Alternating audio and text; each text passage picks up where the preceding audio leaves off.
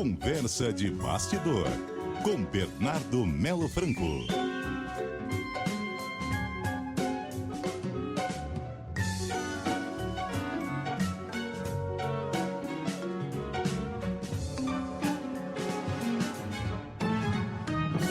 Boa tarde, Bernardo, tudo bem? Boa tarde, Cássia. Boa tarde, Nadégia. Boa tarde, ouvintes da CBN. Boa tarde. Bernardo, o encontro entre o ministro das Relações Exteriores brasileiro, Mauro Vieira, e o secretário de Estado americano, Marco Rubio, vai ser realizado hoje à tarde, pelo horário de Brasília, vai ser às 15h, vai ser realizado lá em Washington. Bernardo, quais são as expectativas realistas que nós podemos ter em relação a esse encontro, hein? Olha, Cássia, é um primeiro momento de conversa entre os dois países, né? Quebrou-se o gelo finalmente naquele encontro entre o presidente Lula e o presidente Trump nas Nações Unidas, e agora é o momento em que as autoridades vão pela primeira vez sentar na mesa para começar, de fato, uma negociação.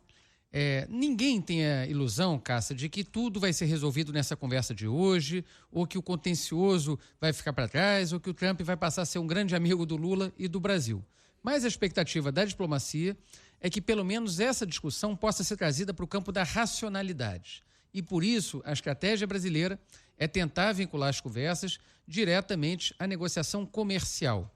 Aliás, é disso que o Trump entende, é disso que o Trump gosta, né? Dinheiro, discussão sobre tarifa, sobre entrada e saída de dólares. Quer dizer, é nesse terreno que ele que ele fez a sua carreira empresarial e que ele costuma também pautar suas decisões, suas afinidades políticas. O Brasil quer, Cássia, na medida do possível, tirar o componente ideológico, tirar a discussão que envolvia o ex-presidente Bolsonaro, julgamento de golpe, tudo isso da frente, para tratar de fato do que é importante nesse momento, que é, do ponto de vista brasileiro, a retirada das tarifas comerciais e o reestabelecimento de uma relação normal, bilateral, entre os dois países, que são as principais democracias das Américas.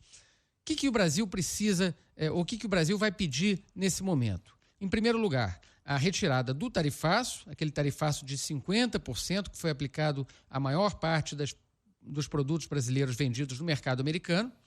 E, em segundo lugar, Cássia, a retirada também, o levantamento das sanções individuais que foram aplicadas como forma de chantagem política contra autoridades brasileiras, especialmente ministros do Supremo Tribunal Federal. Aí eu estou falando, claro, da retirada de vistos, que envolveu muita gente, mas também da aplicação da lei Magnitsky, que é uma lei criada para combater terroristas, ditadores, narcotraficantes, e que foi indevidamente usada contra o ministro Alexandre de Moraes, naquele contexto do governo americano tentar evitar ou constranger o Supremo para evitar a condenação do ex-presidente Jair Bolsonaro.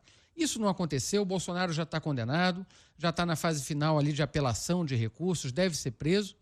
A expectativa do Brasil, Cássia, é que diante disso a discussão possa voltar mais para o campo comercial. Inclusive, Bernardo, houve aquela preocupação, né, depois do primeiro encontro entre Lula e Trump a respeito do fato de Marco Rubio ser integrante da ala mais ideológica do governo Trump. É agora que entra aquela nossa expectativa de ele agir conforme Trump vem sinalizando, né? Olha, Nadégia, às vezes essas análises me lembram um pouco as coisas que a gente lia e ouvia na época do governo Bolsonaro. Não, tem a ala ideológica, mas tem a ala pragmática. Essa gente é toda muito radical, né? É um movimento ligado à extrema-direita global, um movimento populista de direita, e que todos os participantes do governo comungam, rezam da mesma cartilha. Quem não reza da cartilha é excluído pelo Trump, e a gente viu como é que isso aconteceu no primeiro mandato dele nos Estados Unidos. Então, claro, Marco Rubio é um personagem conhecido pelas posições extremadas à direita. Ele começou a carreira política dele na Flórida como um feroz opositor ali do regime cubano, né, tratando muito dessa questão do combate ao comunismo, e ele leva essa retórica para a carreira dele também em Washington. Veja que ele fala do Brasil como se o Brasil fosse um país comunista, né, como se fosse uma república bolivariana, como se o presidente Lula tivesse a ponto de expropriar empresas americanas. A gente sabe que nada disso é verdade, mas é ali o campo ideológico no qual eles trafegam e onde eles conseguem os votos que eles precisam para se eleger.